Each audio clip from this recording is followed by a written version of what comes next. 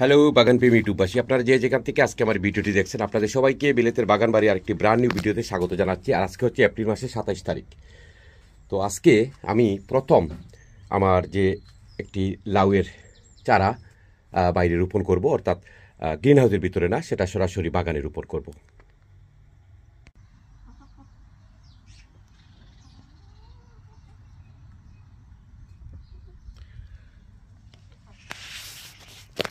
আর এই জায়গাটি আমি নির্বাচন করেছি আজকে প্রথম, এবছরের যে প্রথম লাউয়ের গাছটি রোপণ করব, সেটি মূলত এই জায়গায় রোপণ করব। এখানে আমি প্রতি বছরই রোপণ করি, তো এবছরও এই জায়গায় রোপণ করব। এই জায়গায় আমি কাঁচামরিচের গাছ রোপণ করব। তার আগে এই যে দেখুন, আমি নালার মতো করে নিয়েছি। এই জায়গাটায় এখন আমি খুব বেশি করে পানি দেব। এই দেখুন, এই যে পানি দিয়েছি। আর একটু পরে এই জায়গায় আমি কাঁচামরিচের গাছ রোপণ করব। তবে রোপণ করার পর আর কোনো পানি দেব না।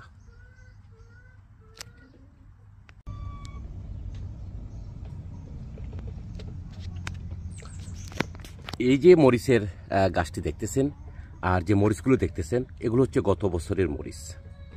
আর এই গাছটিও কিন্তু আবার গত বছরের। তো এবছর এই যে নতুন করে পাতা এসেছে, তারপরে এই যে পুরনো মরিচগুলো এখনও কিন্তু গাছে রয়ে গেছে।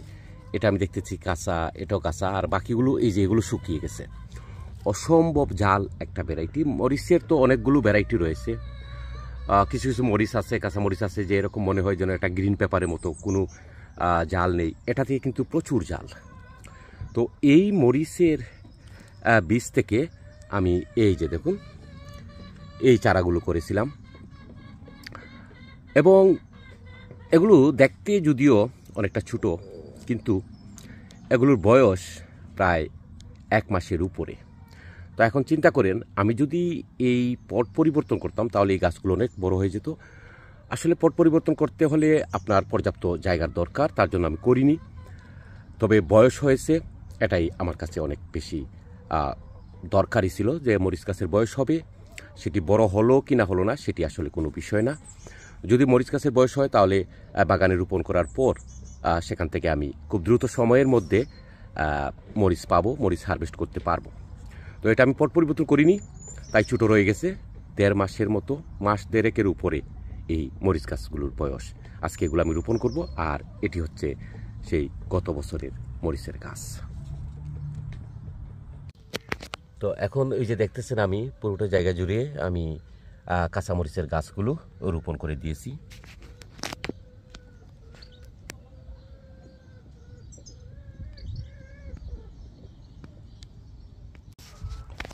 তো এই যে লাউয়ের চারাটি দেখতেছেন, এটি আজকে আমি ঠিক এই জায়গায় রোপণ করব। আর এই পুরোটা জায়গা জুড়েই আমি সবসময় লাউয়ের গাছ রোপণ করি। তো আমি বাগানে লাউয়ের গাছ রোপণ করার আগে যে কাজটি করি, সেটি হলো, এই যে বাকেটে আমি, অর্থাৎ যে পটে আমি এই গাছটি রেখেছি, এই দেখুন, এখানে কিন্তু এটা ছিল না, এটা ছিল আর একটু ছোটো একটা পটে। তো প্রায় 1 ঘন্টা হয় আমি এই গাছটিকে পানির মধ্যে রেখেছি। এই যে দেখুন, যদি একটু দেখাই আপনাদেরকে, এই যে দেখেন,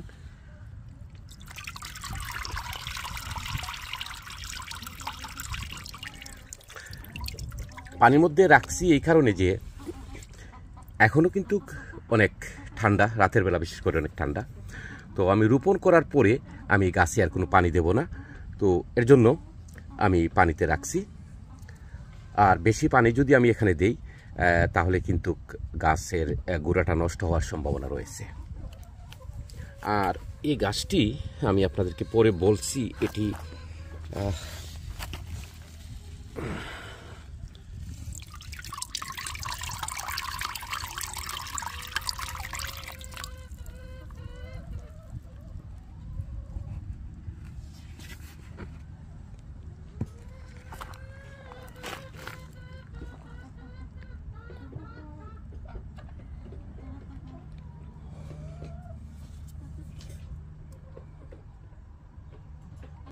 তো এই যে আমি রোপণ করে নিলাম।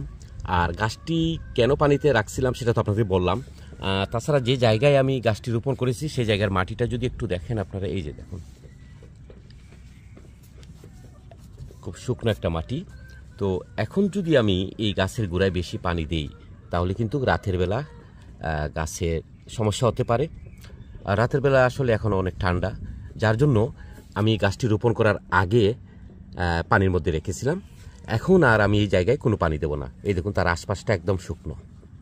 তো এই মাটিটা এখন গরম, এখন তো খুব সূর্যের আলো পড়তেছে এখানে, এই মাটিটা গরম। তো এই মাটিকে আমি আর ঠান্ডা করতে চাইনি, পানি দিলে তো মাটিটা ঠান্ডা হয়ে যাবে। তো আমি মাটিটা ঠান্ডা করতে চাইনি, শুধু গাছের গোড়ায় কিছুক্ষণ পানির মধ্যে ছিল, এটুকুই।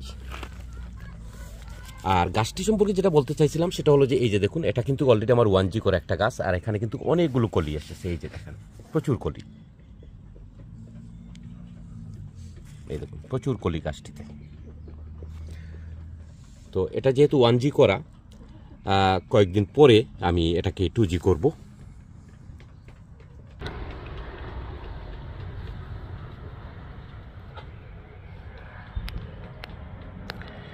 শীত প্রধান দেশে আপনারা যারা সামার গার্ডেনিং করেন, বিশেষ করে ইংল্যান্ডে, আপনাদেরকে আমি বলবো আপনারা অবশ্যই কোনো ধরনের গাছ বাইরে রোপণ করার আগে আপনারা ভালোভাবে আপনাদের শহরের আবহাওয়াটা দেখে নেবেন। যদি আবহাওয়া ভালো হয় তাহলেই আপনারা গাছ রোপণ করবেন। আপনারা আমি গাছ রোপণ করেছি তার জন্য আপনি করে নেবেন সেটি না, কিন্তু আপনার নিজের শহরের আবহাওয়ার উপরে নির্ভর করে আপনি বাইরে গাছ রোপণ করতে পারবেন কিনা।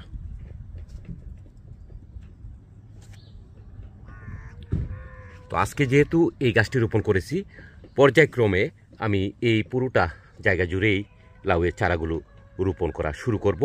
আমি মূলত এই সময় থেকেই সামারের, যখন আমরা সামার গার্ডেনিংটা করি, এপ্রিল মাসের এই শেষ সময়ে, অর্থাৎ মে মাসের শুরুতেই আমি বাগানে সব ধরনের গাছ রোপণ করা শুরু করে দেই।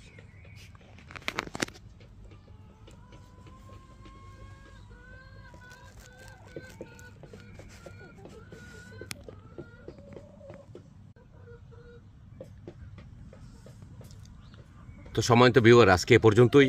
বিলেতের বাগান বাড়ির পরবর্তী ভিডিও দেখার আমন্ত্রণ জানিয়ে বিদায় নিচ্ছি। আপনারা সবাই ভালো থাকুন, আপনাদের সবার জন্য শুভকামনা রইল।